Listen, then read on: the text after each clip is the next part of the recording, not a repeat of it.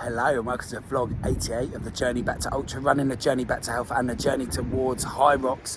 So today was London Marathon Expo number pickup day. If you're not familiar with the London Marathon, what you have to do is go and actually pick up your number, prove your identity to stop any sort of runner fraud or crossover, and then there's all the exhibitors, sponsors, different products on shows, lots of freebies, lots of fun and excitement. And yet again, for the sixth time for me, got to experience that with people that I run with and good friends of high runners and of myself. So that was great fun. Just been down to London and done that, and that leaves us sort of a few days out from London Marathon as we record this vlog.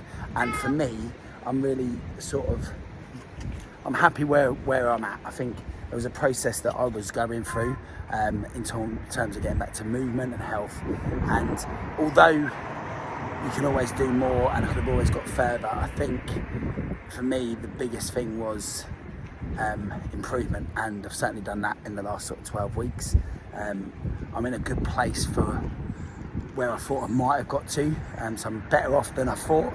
Perhaps not as good as I could be, certainly nowhere near PB, but for me it is about getting around and getting out for my 6th London Marathon, and it's survival from step one. I'm not going to do anything stupid. I'm going to look after myself, I'm going to hydrate, going to look after my body on the way round, because HYROX is 7 days later from the London Marathon itself. So I'm going to just going to go for it and see how I get on, because protecting that HYROX experience as well for a week on Sunday after the London Marathon is really important to me as well. So I'm going to make sure that I do that. So I'm just having a stretch out now, looking after the body, get plenty of salts back in, even though it was just sort of the minimum today, 1.3 miles, and just ticking over. And that's what it's about for me. It's all about the journey.